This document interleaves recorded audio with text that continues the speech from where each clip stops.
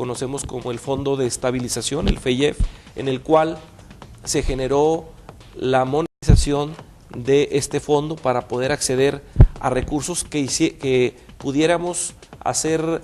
frente a estas disminuciones de las participaciones federales. Sin embargo, pues sí atendieron en una parte importante la situación. Podemos hablar que ya al cierre de año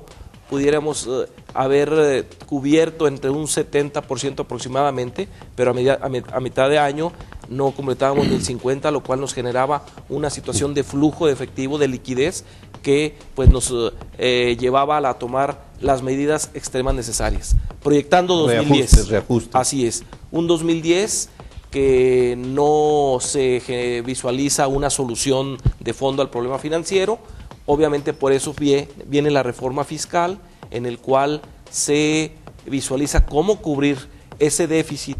ese boquete presupuestal que visualiza la Federación, que se habla de más de 300,000 millones de pesos a la hora de la proyección, y cómo proyecta una reforma para poder cubrir esa situación que ya todos conocemos, cómo se vino desarrollando, y presenta su proyecto de presupuesto, su anteproyecto de presupuesto de ingresos y la ley de ingresos y el presupuesto de egresos. Estos equilibrios que se deben de buscar para poder basar nuestro ingreso y nuestro gasto en ese equilibrio, bueno, se está proyectando justamente esa disminución en la captación de recurso fiscal, y es cuando se hace todo este escenario de la reforma fiscal, del paquete económico, y luego ya traducirlo en las entidades federativas y en los municipios. En ese sentido está la proyección dada en los 3 órdenes de gobierno, y obviamente con estas variables que comentamos del presupuesto federal más el presupuesto participativo, que ahorita comentaremos esta situación, generamos ya la proyección para un presupuesto para 2010 austero, equilibrado entre el gasto y el ingreso, para poder generar tiros de precisión en la aplicación del recurso en aquellos rubros donde tenga un impacto social que resuelva en gran parte la situación de las zonas más vulnerables, de nuestros ciudadanos más vulnerables, más necesitados, la generación de empleo, el crecimiento y el desarrollo, y esto lo da el gasto social en el esquema educativo, en el esquema de salud, en el esquema de atención a los ciudadanos. Pero obviamente de manera muy visionaria se genera la parte de la infraestructura, que esa es la parte donde hay una derrama económica importante, donde la aplicación de este recurso, de los más de 6,000 millones de pesos para infraestructura, equipamiento del Estado, nos genera regionalmente una situación favorable en una época difícil como es la proyección para 2010. En este sentido, Carlos Emilio,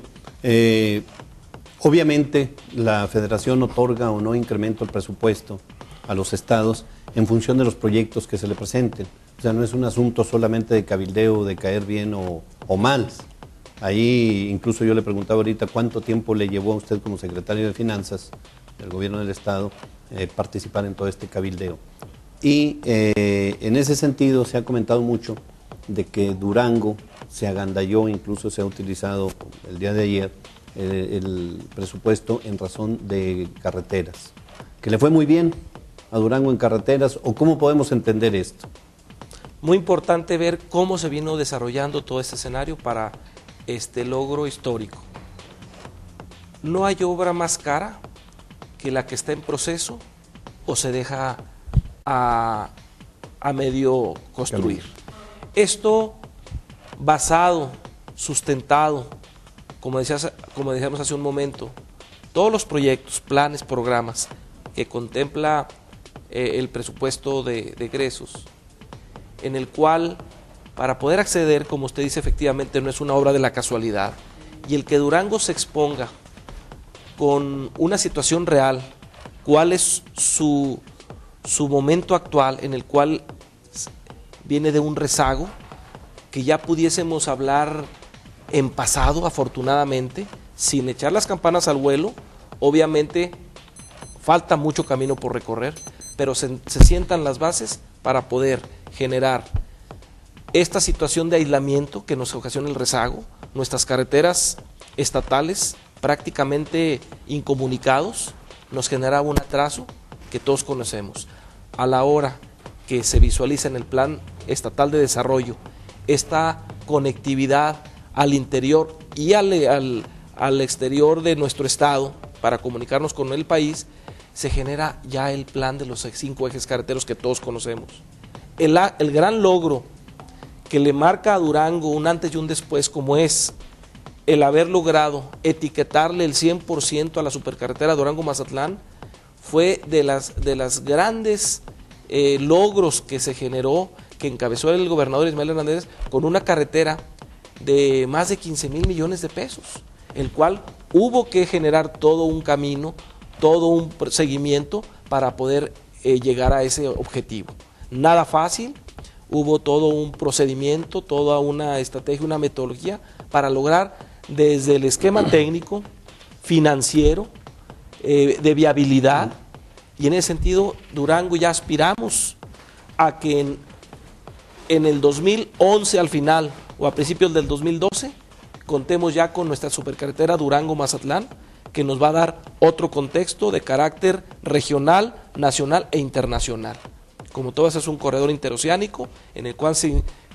inserta Durango en esa situación, no solo de comercio internacional, sino en el esquema turístico, y en un lapso de 230 kilómetros, ofrecer la región que genera esta supercarretera, un turismo de playa en el puerto de Mazatlán, un turismo de alta montaña en lo que es nuestra hermosa Sierra Madre Occidental, un turismo colonial que hoy, como ahorita vemos, nuestro rescate del centro histórico y todos nuestros monumentos nos llevan a ofrecer en la parte turística ese gran logro para nuestro estado. Carlos Emilio, vamos a un corte y regresamos en un momento. Sí, cómo no. La noticia actual se comenta en Pico de Gallo. Continuamos con esta plática con Carlos Emilio Contreras Galindo, secretario de Finanzas del Gobierno del Estado, que nos ha hecho una amplia exposición sobre la cuestión del presupuesto para nuestra entidad. Y bueno, aquí lo interesante, la gente ¿en qué se beneficia o ¿Qué pasa? ¿Cuál es el beneficio para la ciudadanía? Porque bueno, pues también aportan, la gente, la ciudadanía aporta sus recursos, claro, aporta el IVA, aporta impuestos, hay incremento de impuestos, por cierto, platíquenos a ver si va a haber va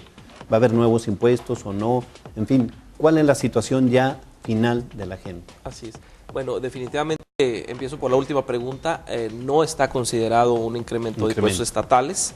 De alguna manera, la generación de empleos y lo que es el combate a la pobreza y la atención social, tenemos un instrumento muy valioso, que es el de que comentamos, el presupuesto participativo, que no es otra cosa más que recoger el sentir de la gente, de las diferentes regiones.